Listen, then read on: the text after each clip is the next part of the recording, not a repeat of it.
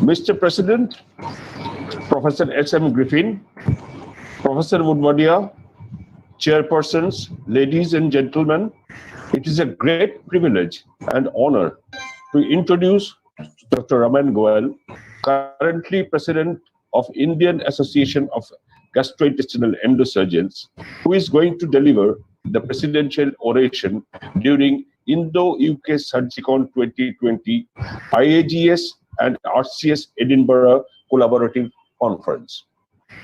Dr. Raman Goel has obtained master's degree in surgery from Jain Medical College, Aligarh in 1989. Subsequent to his training in Europe, he was appointed as honorary assistant professor of surgery in 1994 and was promoted as associate professor and trained hundreds of surgical postgraduates during 16 years of his work at the prestigious Grant Medical College and JJ Group of Hospitals, Mumbai.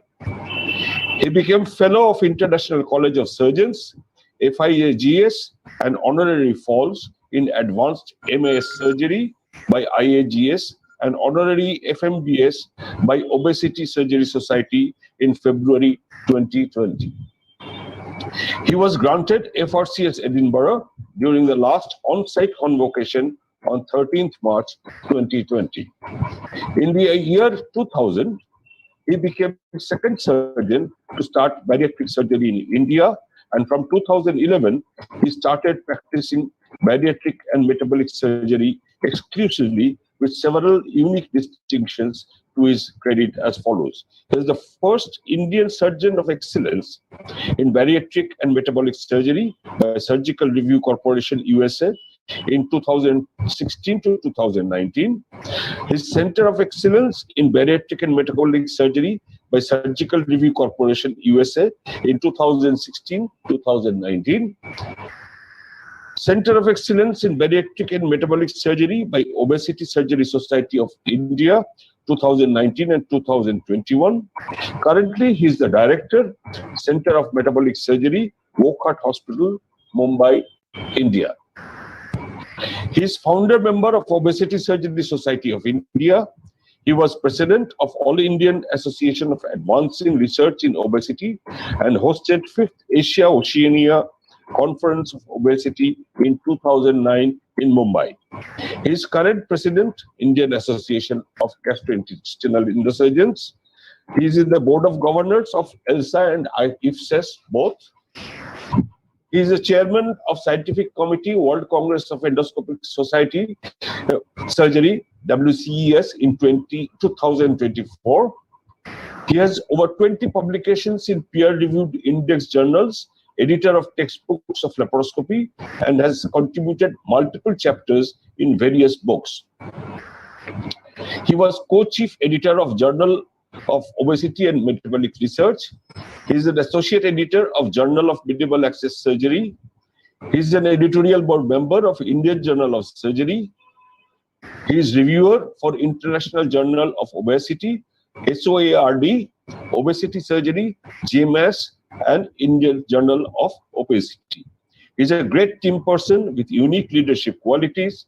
He has been very enthusiastic and dynamic president and has been a great driving force in IAGES in establishing several unique developments even in the adverse COVID-19 pandemic. Dignitaries and delegates, it is indeed a great honor and privilege to present before you Dr. Raman Goel to deliver the presidential oration on improving bariatric outcomes during INDO-UK Surgicon conference on this day, 15th October 2020. Dr. Raman Goel. Thank you, Sainda.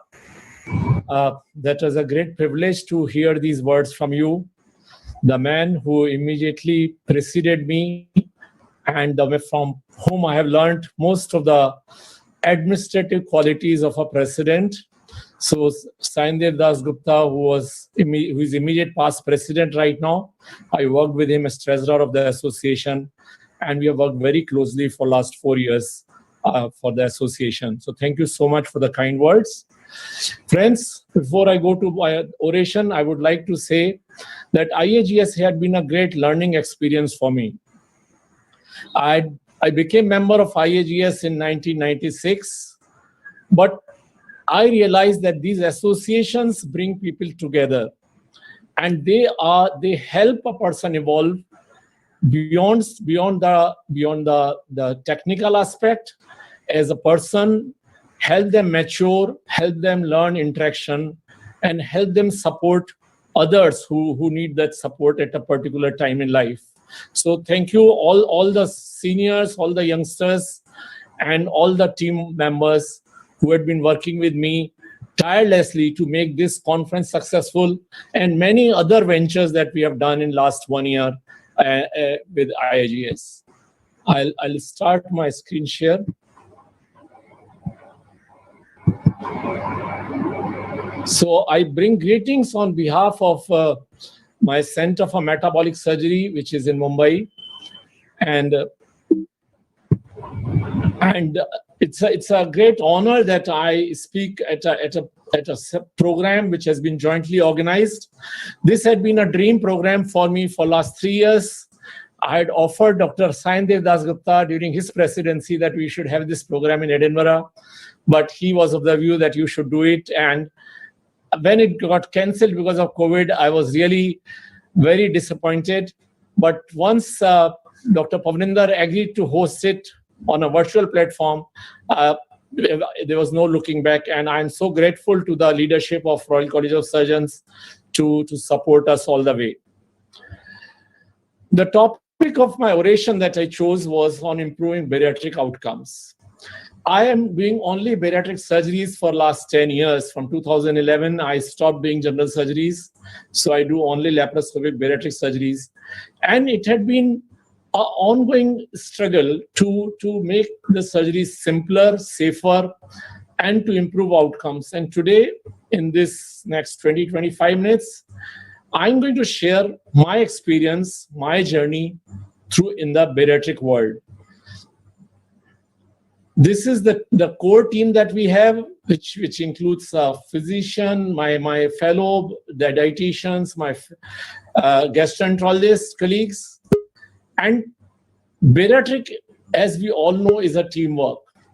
And I have learned a lot from my team because they bring in newer ideas, and I fall back on them on a daily basis to learn more and more from them. And they have brought me to a situation where I am today. I have no disclosures related to this talk today. Important thing to realize is that as on 2020, I do about 60% through and by gastric bypass, and my sleeves have gone down to about 39%. While the whole of India is doing about 29% one anastomosis gastric bypass, I continue to do only about 1% one anastomosis gastric bypass.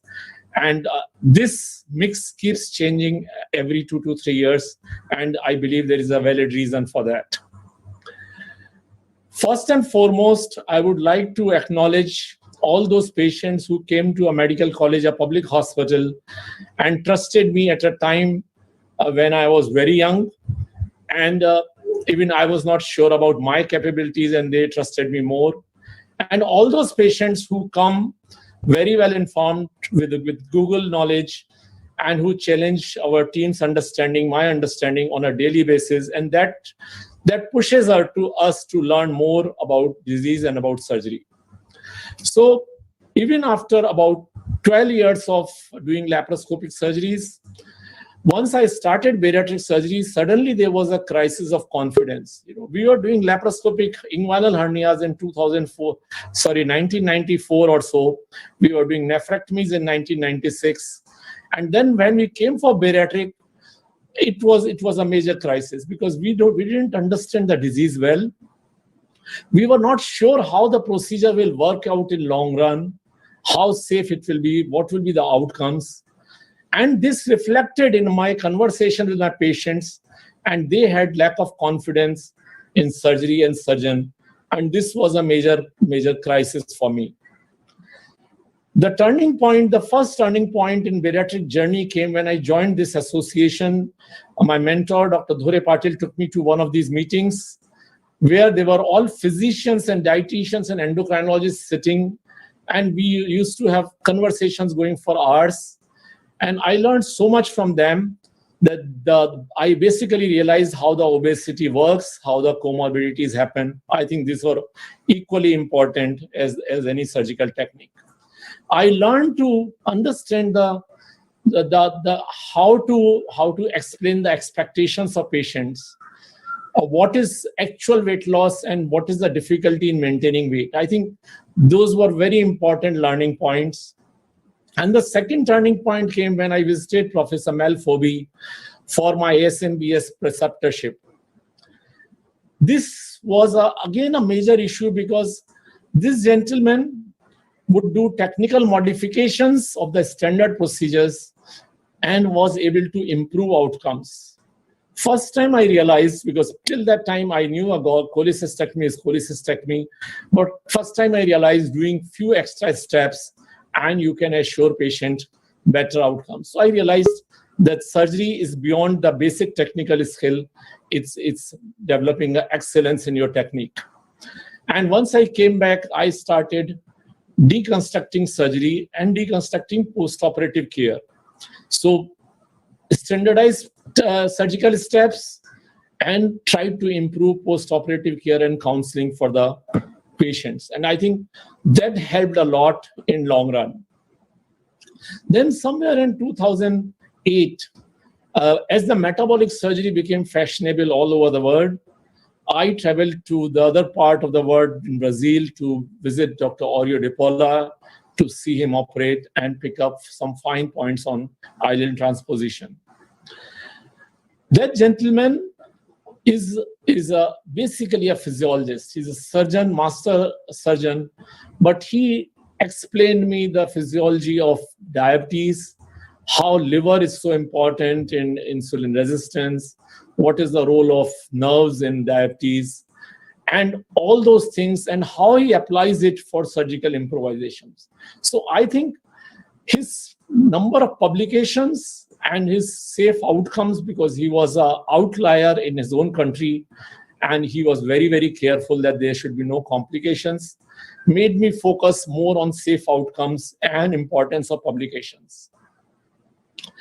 During this time between 2008 and 2010, Michel Gagnier started visiting us for operating some of our patients in India on a regular basis. And I saw the kind of excellence that he had and kind of practicality. So if he goes for a patient for a Roux-en-Y gastric bypass and finds that there are difficulties, without any element of guilt, he would go ahead and do a sleeve, because his take was that you do a living patient is more important than somebody where you can have a possibility of giving a complication. And despite all these learnings, and after 400 uneventful sleeve gastrectomies in 2009, I had two leaks in sleeves. And as people say, statistics ultimately catches up. We went through these videos again and again, and we found there was nothing different that we could have done. We didn't learn much from seeing those videos. And that was the time when I started looking at other contributing factors besides standardized surgery. Why some patients will develop leak and others not develop? Is there something that we are doing which is the reason why a particular patient, or why some surgical programs have more leaks? So we started doing some improvisations.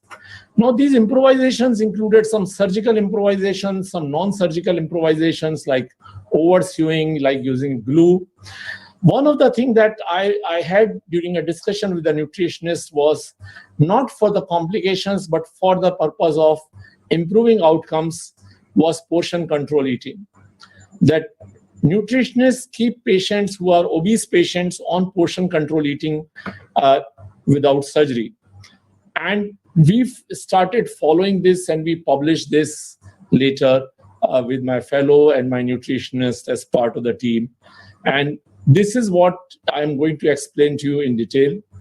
This was based on a hypothesis that if patient is given measurable food intake from early post-operative period, this limits patient's calorie intake and it maximizes weight loss.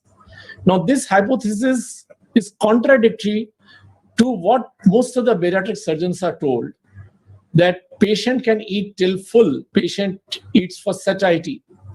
But even with this, there are variable surgical outcomes, even though everybody does the same surgery. And this eat till full breaks down a reflex that most of the obese people or patients with obesity develop throughout their life, that they eat limited amount of food. And this, when it breaks down, it leads to a tendency of overeating even after bariatric surgery. Is it responsible for higher complication rate? I had no way of establishing that unless we follow these patients. And then we read so many studies that patients, 15-20% patients will have persistent vomiting after surgery, which was not happening with our patients after portion control eating. Is it responsible for early stretching of pouch when it is still in a healing phase, and that leads to less weight loss and weight regain? I don't know. So why portion control? Because the science tells us that it takes 20 minutes for feeling of fullness to reach from the stomach to the mind. And most of us end up completing our meal faster than 20 minutes. We end up a meal within 5 to 10 minutes. So even before we realize that we have satiated, we end up eating more. And this is probably what was happening in bariatric patients who do not follow portion control meals. And this is what we started telling. So we started this study after we realized that this is probably something that we have in mind. And from 2012, so all the patients who had surgery in 2012 and 13 were included. As you see, at that time, we were doing about 90% sleeves. And at 2 years follow-up, 82% patients followed up of sleeve and 77% of bypass. And this is basically portion control algorithm for us. So on day 1 of surgery, patient is given 30 ml liquid every hour, and then patient waits for 20 minutes. And then they have a feeling of satiety even with 30 ml liquids. And this is gradually increased if the person is not satiated after 20 minutes by adding 1 teaspoon each time. And this goes on when they go on a soft diet. This goes on when they go on a full diet. 1 teaspoon of food is added each time. So they need to eat a limited food quantity and they need to wait for about 20 minutes. It is not difficult for the patients to follow. It is difficult for surgeons to accept because patients have been doing this even before surgery. Now, what were the outcomes? Our patients of sleeve had a mean BMI about 45, almost similar BMI with bypass, and their nadir BMI was about 29 in sleeve and 27 with bypass. And look at the percentage excess weight loss of 87% at sleeve and 94% after bypass. Now, this was better than most of the publications, and we saw most of the randomized control trials where the follow-up of sleeve were done. So, this was somewhere between 49 to 81%, 69 to 83%, 77 to 87%, and likewise. So we were on the higher side. The weight loss was on the higher side than even with the randomized control trials. Then we went through the literature and we found that there are studies. One study has been done after bariatric surgery, but there the portion control was not started early. It was started quite late when patients regained weight. And at 1 year post-bypass, portion control intervention showed better weight loss in these patients versus those who were in a standard bariatric diet. And one particular nutrition program in US is probably planning to start a comparative trial like this in their patients. And then we know that there are eating disorders and all these things which happens in patients, with vomiting in about 12% patients and bulimic episodes in 25% patients. So now these are significantly controlled with portion control eating. So friends, philosophically speaking, portion control is to eat what one should and not what one can. So our patients take a particular portion in the plate and they eat with that set meal and they finish it and then they wait for 20 minutes and if they're full, they don't eat more. And my favorite statement is we control portion and then portion controls us. So I think this is very important. And this was probably a simple solution of an apparently complex problem. We subsequently published our 3-year follow-up results, and where we had data of 88% sleep, 12% bypass, 76% follow-up.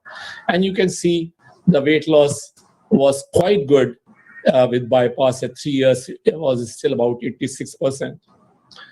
And comorbidity resolution was also quite good with diabetes off medication, about 92% with bypass, and 80% of hypertensive medication, and GERD and joint pain improvements.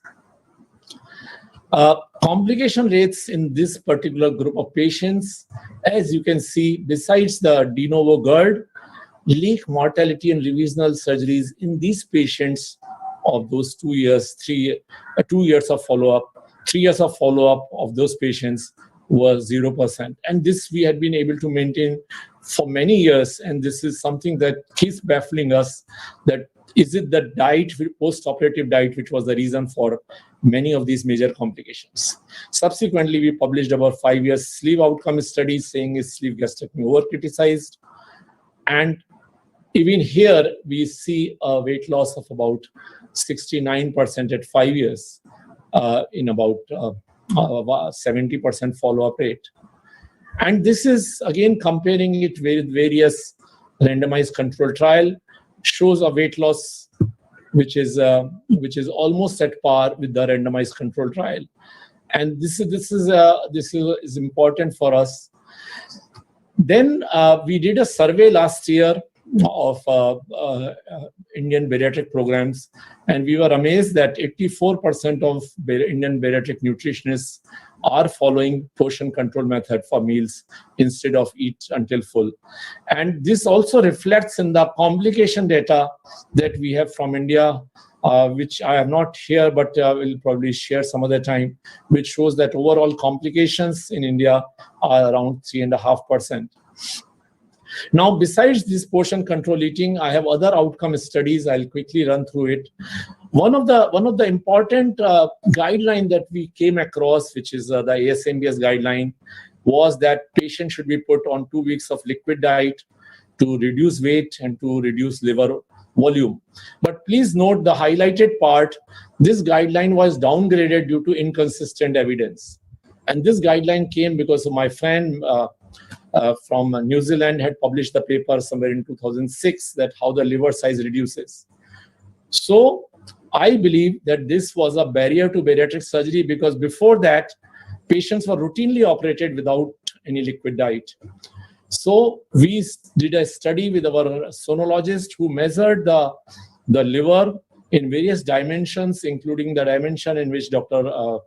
Rob Fries had got it measured. And we found that the craniocaudal dimension of left liver lobe is corroborating with our surgical measurement, and there was no surgical difficulty in less than 15 centimeters. We are writing another paper on this. It's unpublished data that pre-op liquid diet is not required in most patients with less than 15 centimeters left liver lobe. Now, if this is true and if it is replicated in many other centers, probably 98% of the patients who are being put on liquid diet need not to go on that before surgery. Another aspect that we did was that we involved a multidisciplinary team whenever we had difficulty.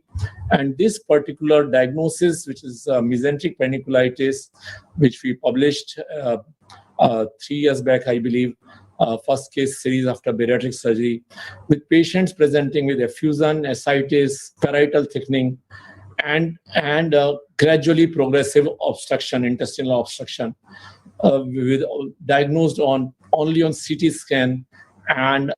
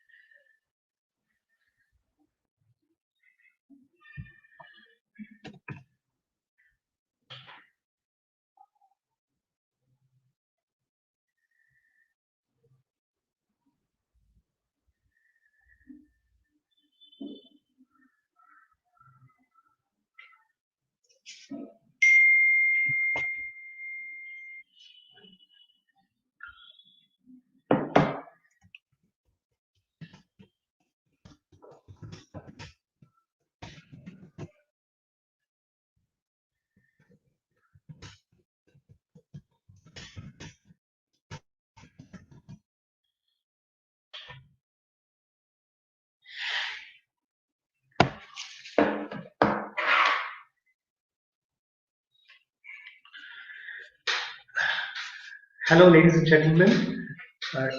Greetings to all of you from the IAGES organization.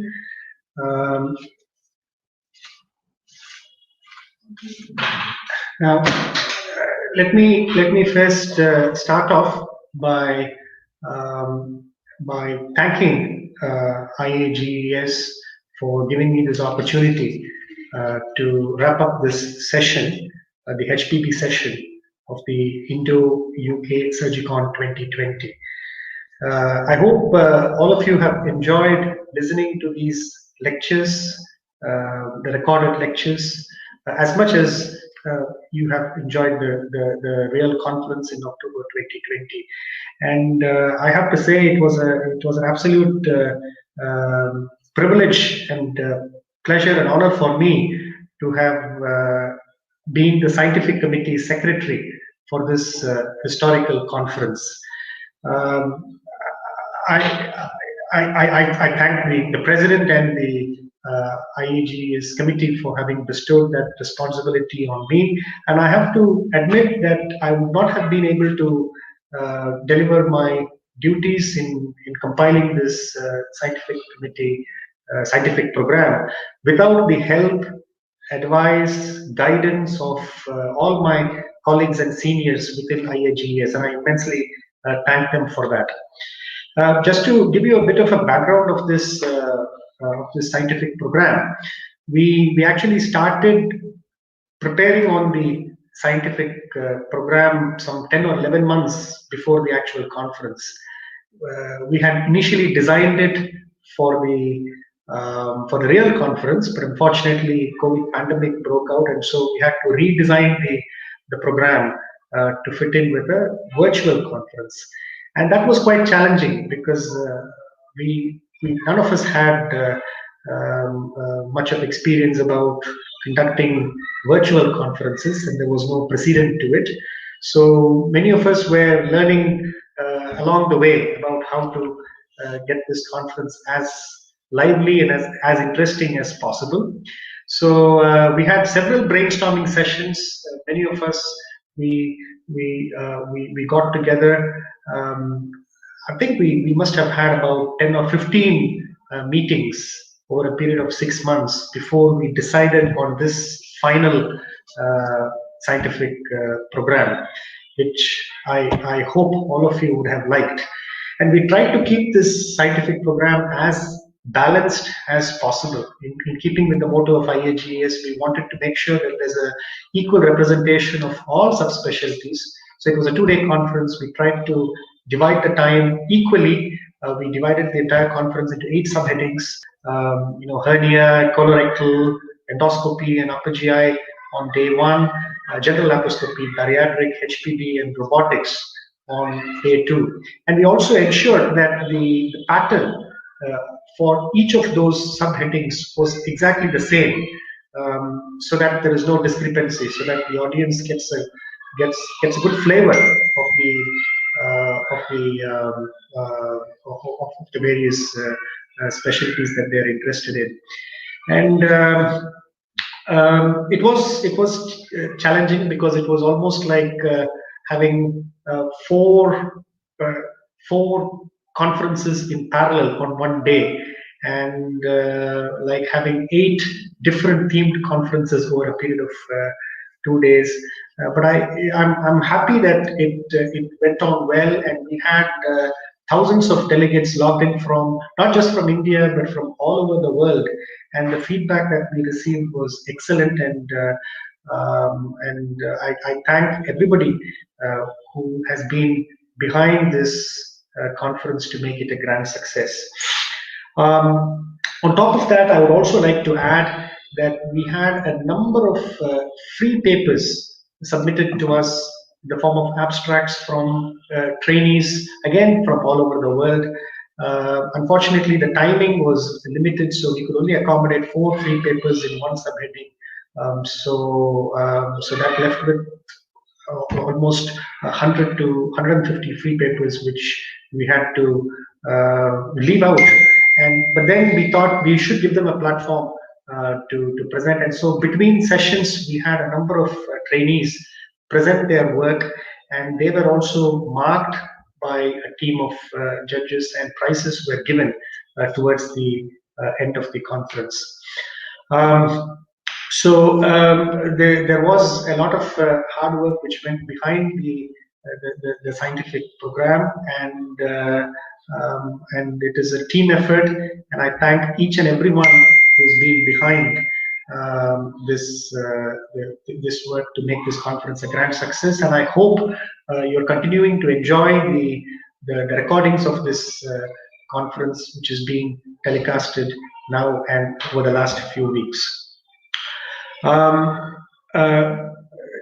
With regards to the HPB session, I'm happy to say that in addition to being the scientific committee secretary, I was also given the extra responsibility of working closely with my colleague, Dr. Rajesh Gurjwani, to coordinate the HPB session of the conference on day 2. And as you may have already noted, it was a program with lots of variety in it. There was plenty of lectures on laparoscopic hepatic surgery, laparoscopic pancreatic surgery, splenectomies, and there was a very interesting debate. There was a very interesting panel discussion too, and I hope all of you have thoroughly enjoyed all the sessions in the HPB part of this conference. And in the last few days, you have listened to these lectures, and a few questions have come up, and I thought I would just briefly try to answer these questions. The first of which was on the role of hepaticoduodenostomy as a reconstruction procedure after colorectal excisions. I think the question was about whether hepaticoduodenostomy was better or worse than hepaticojejunostomy. Well, it is a debatable topic, but what the literature says about this is that hepaticoduodenostomy is definitely an easier procedure to perform. It takes less operating time. There's faster return of bowel function after hepaticoduodenostomy in comparison to a hepaticojejunostomy, and it's more of a physiological anastomosis. And it's associated with less incidence of adhesive small bowel obstruction and less incidence of anastomotic leakage. So certainly there are lots of benefits with that. However, the question of whether there's any role of this procedure in adults, well, almost all the papers that I have gone through are talking about this procedure in children, so I'm not aware of any papers that say hepaticoduodenostomy is better than hepaticojejunostomy when it comes to choledochal cyst excisions in adults. I hope that answers your question. The next question was on the recent technological advancements in hydatid cysts management, liver hydatid cysts management. Well, there are a number of acronyms, a number of abbreviations that have been described in world literature when it comes to minimally invasive techniques for hydatid cysts management. Just to name a few, there's PAIR, which is probably the most popular one, which stands for puncture, aspiration, injection, and reaspiration. There's also something called percutaneous evacuation of cystic contents, PVAC, and there's something called modified catheterization technique called MOCAT, M-O-C-A-T. Now, these are minimally invasive techniques, no doubt. However, the literature is very clear about when you should use these techniques and when you shouldn't. Um, the criteria is that the hepatic hydatitis lesions, they have to be less than 5 centimeters, and they should not be calcified cysts. They should not be inactive cysts. And also, these kind of minimally invasive percutaneous techniques are not advisable for, or in fact, it's a contraindication if the cyst is communicating with the biliary tree. And of course, these are not appropriate for recurrent cysts. So the answer to your question is definitely a role for these procedures. However, the surgeon or the clinician, for that matter, physician or surgeon, or they need to be very careful about how they choose their patients for these procedures. The other question was on persistent biliary fistulas. I presume the questioner is talking about a biliary fistula that is ongoing for several weeks after a bile duct injury that was sustained during a laparoscopic cholecystectomy. Well, the short answer to that is yes, surgery is the way forward, because I assume that this patient has already had an ERCP, stenting, and the endoscopist has also tried a bridging stent, and that hasn't worked. And there is a drain placed in the subhepatic fossa, and there's an ongoing bile leakage, and there is radiological confirmation of major bile duct injury. So yes, so the answer to that question is yes, this patient will require surgery, will require some form of biliary reconstruction surgery. But what I would like to emphasize here is that when it comes to biliary reconstruction surgery, the timing of it is extremely important. The literature says that if a bile duct injury is sustained at the time of laparoscopic cholecystectomy, the best repair is done by an expert surgeon then and there. An immediate recognition followed by an immediate repair by the most experienced, the best surgeon, hepatobiliary surgeon, gives the best results. However, logistically, that may not be always possible, because you may not have an expert hepatobiliary surgeon to do the procedure when the injury occurs in every hospital, and therefore the discussion goes to other aspects as to what should be done then and what should be done thereafter. Well, the standard teaching is, if the injury has happened, you place a drain and you send the patient to a tertiary referral center, and subsequently the patient has proper evaluation of the biliary injury, and the repair is performed. Now, there's this debate about what would be the ideal time to do it, whether it is 6 weeks or 4 weeks or 2 months. Well, more than yes, we can go on discussing about that, but what has been universally agreed is that whatever time you take the patient back to theatre, it's extremely important that the collections, as much as possible, the collections are drained. As much as possible, the inflammation and the infection component is less, is reduced, and the patient's nutritional condition is as good as possible. So if these three things are taken care of, and if there is expert surgeon available, and if the patient is in a tertiary referral center, the biliary reconstruction surgery can go ahead.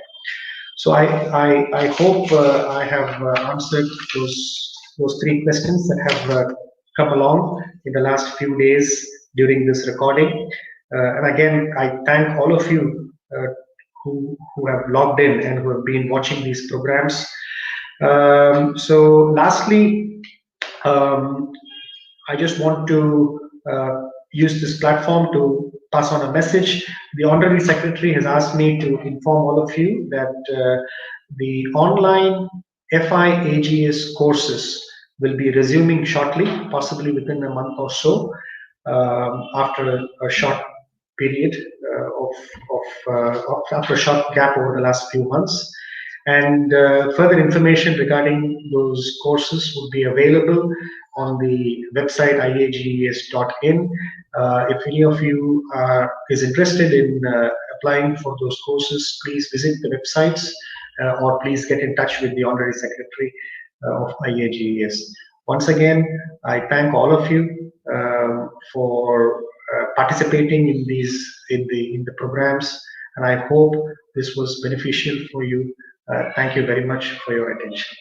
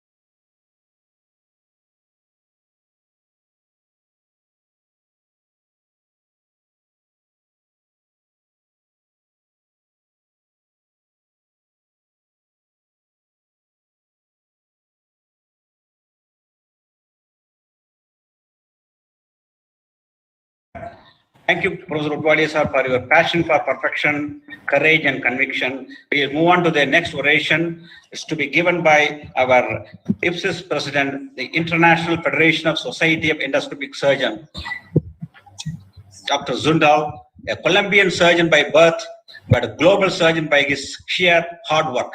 I'm sure he is going to take the inspiration and give all the inspiration to the youngsters across the globe by his oration. To do the introduction and do the honors, I invite our president of IAGES, Dr. Raman Goyal. Over to you, sir.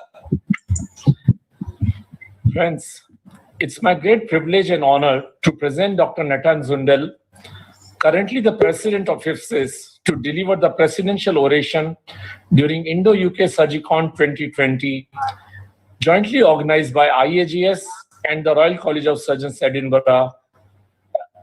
He is the clinical professor of surgery at the Department of Surgery, University at Buffalo, New York, and also functions as bariatric surgeon at Jackson North Medical Center in Miami. Dr. Zundel has extensive experience with minimally invasive and bariatric surgical procedures. He is an active member of the following societies, namely American College of Surgeons, IAGES, IFSO, IPSIS, and American Society of Gastroenterology. Dr. Zundel has served as active honorary member of surgical, laparoscopic, and bariatric societies in 44 countries around the world. He was the president of several international surgical societies and meetings, including the World Congress of Endoscopic Surgery in 2012, International Federation for Obesity Surgery 2015-16, and the Latin American chapter of IFSO 2013-15. He currently serves as president and governor for the ACS South Florida chapter. Dr. Zundel was elected executive director of PHILAC on March 2017, a federation that comprises around 30,000 general surgeons from Latin America for the next 4 years. He has published extensively in peer-reviewed journals, book chapters, and other educational platforms. He currently serves on several editorial boards, including Bariatric Times, Surgery for Obesity and Related Diseases, Obesity Surgery, Surgical Laparoscopy, Endoscopy, Surgical Endoscopy. Dr. Zundel has lectured extensively all over the world on minimally invasive and bariatric topics. He also trained and proctored hundreds of surgeons, fellows, and surgical residents on bariatric and minimally invasive procedures. Dr. Zundel was awarded the academic rank of Professor of Surgery at various universities in 4 different countries. He received now the biggest honor for a surgeon in his native country, Masters of Colombian Surgery 2020. Ladies and gentlemen, it's a great honor and privilege to present before you Dr. Natan Zundel to deliver the presidential oration on the endoscopic management of bariatric complications during Indo-UK Surgicon 2020 conference on this day, 16th October 2020. Raman, thank you for the presentation. You took most of my time, so I don't have to make my lecture now. Thank you very much. Thank you for the invitation for the society, because not only it's a pleasure to be here, but also I had the opportunity to hear the presentation of my friend from many years, the Hampton. It was very inspiring. I see friends like Pradeep here, so it is a pleasure for me to be here. And I'm gonna share my screen. Thank you very much. So I've been asked to discuss a little bit about the endoscopic management of what only in America we call adverse events, but it's complications. So this is my disclosure of any companies that I can mention here before. So let's start with the easy one, that is the band. We know that since it was approved only in the US, more than 300 bands have been performed in the world. And we know that the difficulties with the band can rise up to major complication, 40% at 10 years, revisional rates up to 30%. So there are some that endoscopy cannot do much, like the band prolapse. Most of these one we deflate them and ended up removing the band and converted to a sleeve or a bypass. When we have reflux of motility disorders, endoscopy cannot do much also. We need to remove this band. Even that I learned that most of this reflux is not reflux. It's stasis, but cause pouchitis and cause also inflammation of the esophagus, so the band has to be removed. Endoscopy play a role in here. Endoscopy play a big role in band erosions. And band erosions have been reported up to 3%, but our group who did almost 4,000 bands since 1995, we know that erosion can go up to 11% with time if you don't remove the band in the first 10 years. So we decided not to take these patients anymore to surgery. And I'm not going to show you the regular endoscopic removal of a band because we do that every day. We published more than 10 years ago how to remove a band by endoscopy. But I want you to show you other stuff that we're doing that maybe is more interesting is band that just have not eroded enough. They just even have a very small erosion like this one, and bands that you assume you better take. You see very small erosion there. This band you think you need to take to surgery to remove it. We're doing some knife surgery in those ones. We inflate as much as we can the band to create some pressure. And then we go by surgery, and then we just above the band, like we will do in surgery, we make the band appear more by endoscopy. Then, as you know, when you have more than 30% of the band in your view, including the belt, we do that. 4 days later, we come back, and then we finish this removal, and then you will be able to remove it later with erosion. Some groups are doing something different. We did it before. Some groups inflate the band as much as they can, and they put a stent, and they remove the stent after 7 days.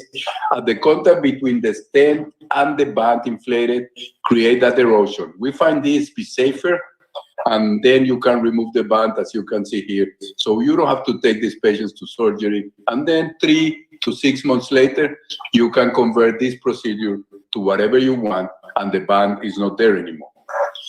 What about the other bariatric procedures? So even that the sleeve is the new girl in town, the bypass is still done, at least in the US, 17%. There are 2 countries in the world that are still doing more bypass than the sleeve, and that is Brazil and Swiss. So there are a number of problems you can have there. For me, it's important if they are early, they are late, or they are big, or they are not that big. In the bypass, and now some of the SADIs and one anastomosis gastric bypass, you need to define if the complications are surgical or metabolic. For metabolic, we cannot do that much for endoscopy. There is a lot of problem that can happen there. And for that, I only have this solution.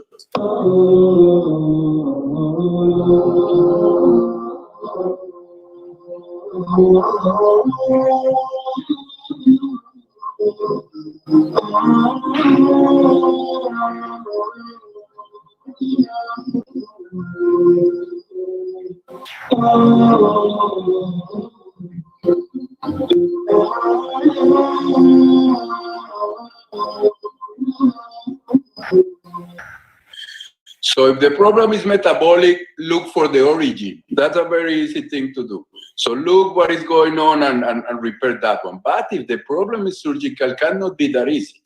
And if you recall, or many of you have done bariatric surgery, you know that there are many places, many things that can happen in a bypass, and it can happen since day one until the day you die.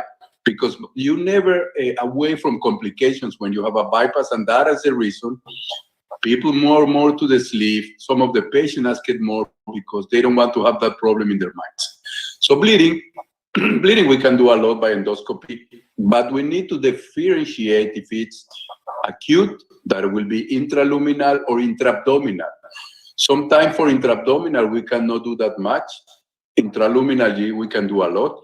And when it's chronic, we need to figure it out what happening is there. And endoscopy probably will help us find ulcers, marginal ulcers, that we can do something. We also need to find out what will be the location, because this can bleed, especially acutely, anywhere where you have staplers, anywhere you have anastomosis, remanent, etc. So we need to find out where it is, and if we can reach with the scope. If we can reach with the scope, we can treat it by endoscopy. The chronic ones, we can go with the scope. Some we can treat, some no. We just started a study where we are going to suture. We already done 2 cases, no more, of marginal ulcer that we suture with endoscopic suturing devices and see how it goes. And we cannot publish now because we don't have it yet. But when you have leaks, that is the next problem. When you have a leak of the bypass, when you have a leak of the sleeve, I love the leak of the bypasses. Most of the leak of the bypass, you just need to observe. You just need to make sure you have some good drainage. You stop anticoagulation. Most of these patients, they don't need anything else. So this is how we do it, and we published this when I was at the Cleveland Clinic with Raul's group. If you have no drains, you just put a drain. If you cannot drain it, you go to the OR, you put drains, and you do a gastrostomy because you are in the OR. If the patient is unstable, you need to take it to the OR. If the patient is stable, antibiotics, stent is needed, observation. The bypass leaks are not a problem. In my own experience, most of them close very quick and without complications. If you have to go to surgery, people have to put stitches, etc. Nothing works. It's just you go there because you couldn't drain properly. That will be the only reason to go there. Strictures also are much easier to treat with the bypass. And most of them, I will say close to 95% of them, you can treat with endoscopy. So when we look at our surgical anastomosis, we like them 1.3, like 30 millimeters, 15 maximum. When you go by endoscopy, anything below 10 or 9 is a strictures. So we go by fluoroscopy and we go by endoscopy. We try to mix them both, and we're gonna do balloon dilations. But let me tell you, I'm gonna show you a balloon dilation. Look at these strictures. This patient cannot eat anything, can barely tolerate some fluid, is vomiting, regurgitation. You go by balloon dilation, and you like it when it bleeds a little bit, and then you can restore the size of the anastomosis. In my own experience, a different of the sleeve, in bypasses, I rather dilate with non-balloon. I dilate with the regular bougies, and I keep advancing my bougies until I find the size I want. I find it that they stay longer, that they need less interventions, but that will be me, and I cannot teach that because it's not the standard of care. The standard of care is balloons, so I show you balloons. The next problem that we have very common is biliary tract complications. What you're gonna have problems depends on the type of surgery. When you have a sleeve, you do the standard ERCP. When you have a lap band or BSG, you do the standard ERCP. Sometimes you need to do some dilation. When you have a bypass, then you need to stop and think about it because, as you know, it's totally different what you have to do. I want to show you what we're doing different. I know everybody will tell you go by surgery, do a gastrostomy, and do the ERCP. Yes, you can do that, and we've done that, and we published that. But there are some things that we can do now, endoscopy. Some are nice, some are crazy, but I'm going to mention what we have been working with. So single and double balloon enteroscopy, it will allow us now to reach much easier the papilla, even with a bypass, and we can reach and do the ERCP. So Peters published a long time ago that you can do again the ERCP via gastrostomy. But again,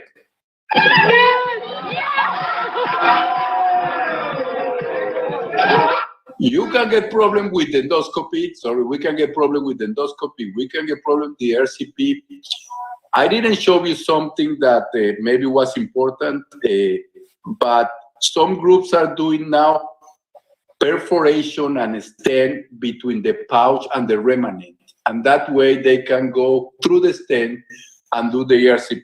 We as bariatric surgeons don't like it because now you create a gastrogastric fistula that if it doesn't close, you're gonna regain weight and have all that. This is the sleeve. Imagine, guys, this is the sleeve. The new girl in town, best operation ever. Everybody want one?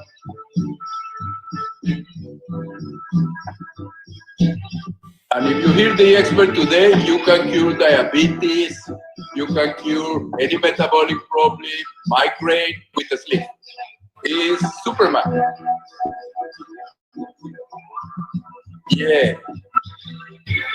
don't believe everything they tell you, you know, so we're gonna see a lot of problem with the sleeve. I mean, it doesn't matter who promote it. We know that we're gonna have a big stricture rate, we're gonna have a lot of reflux, we're gonna have a lot of problem with the sleeve. So my biggest concern, I mean, for morbidity, it's the leaks that we're gonna discuss later, but for what is gonna destroy the sleeve if we are not careful will be the reflux. Because the reflux can be published up to 20% in some publications. This one for me is one of the most significant publications from reflux and the sleeve and the bypass. Look at this. If you see the above line, it doesn't matter, yes. GERD is much worse with sleeve. You cannot solve really reflux when you do a sleeve. You can resolve a lot if you do a bypass. It's not perfect, but it's better.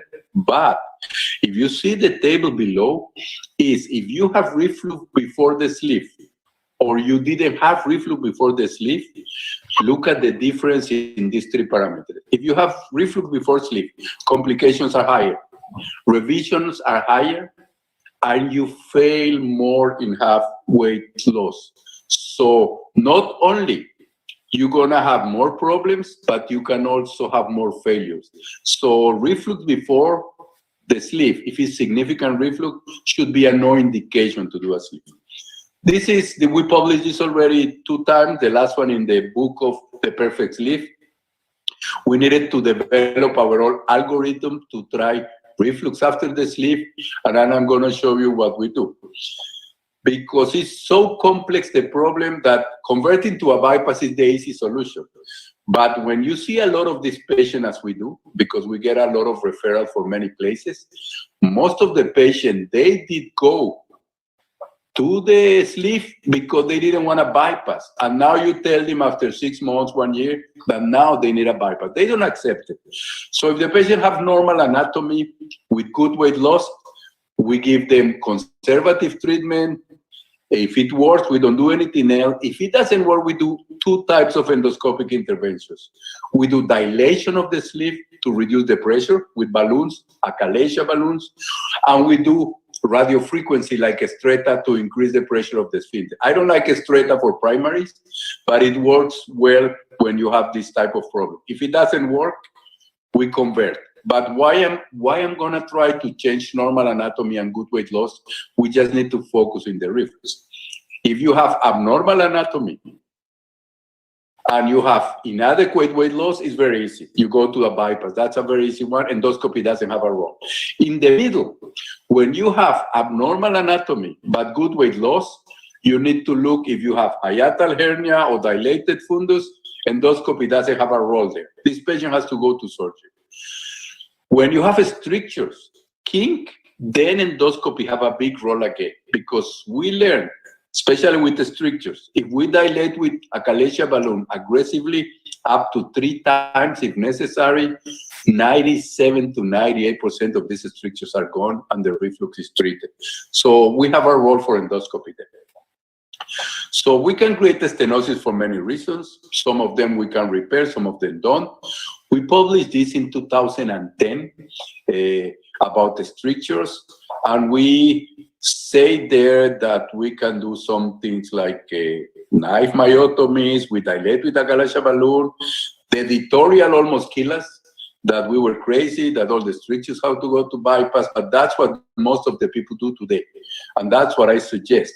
You observe. If the patient cannot tolerate food, then you go for endoscopic dilation. I don't like seromyotomies.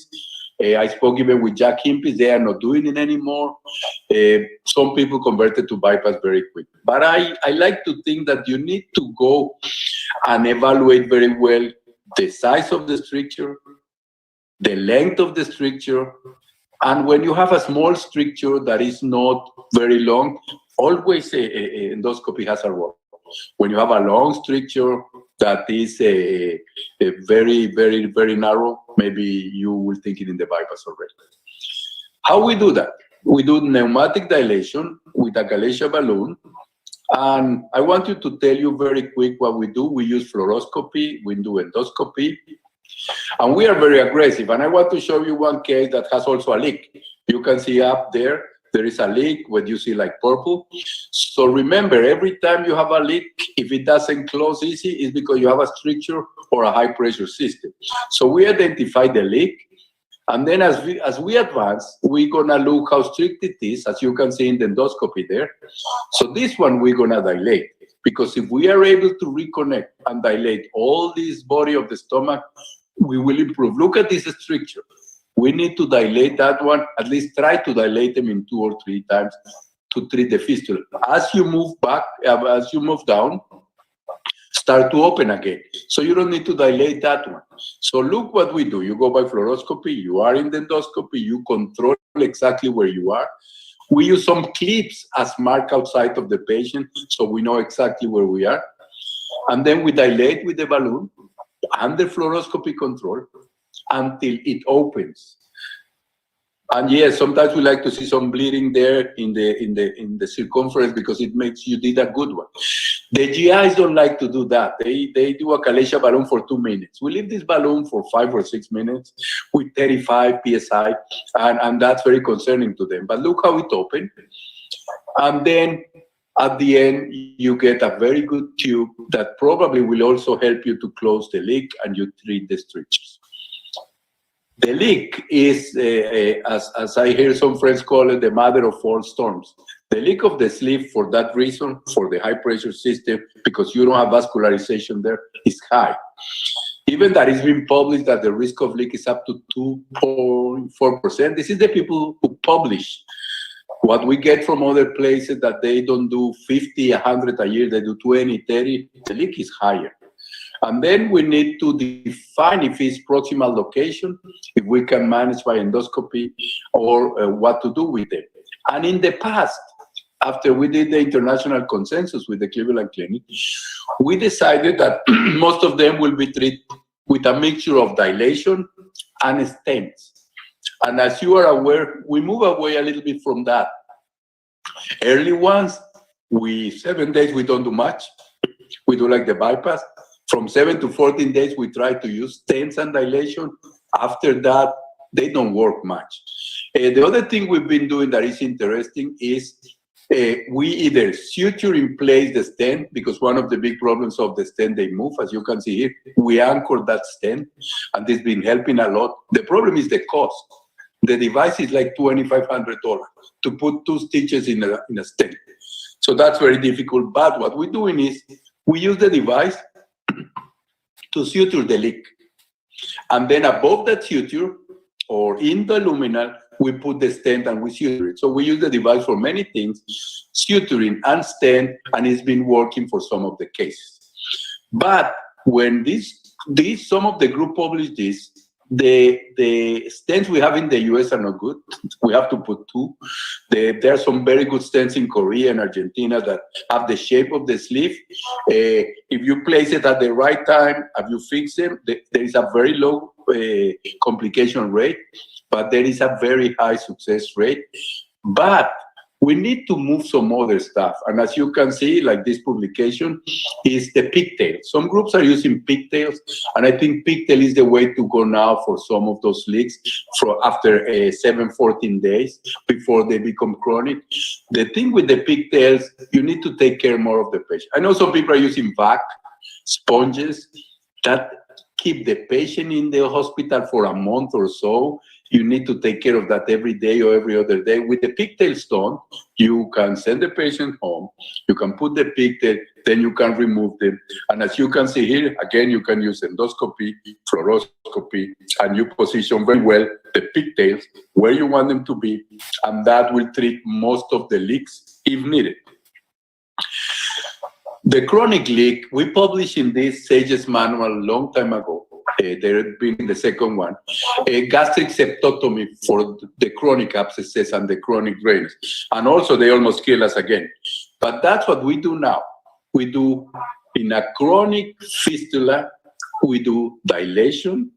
We do, as you can see down below, septotomy, where we make sure that both holes, the fistula hole and the lumen hole, they are at the same level.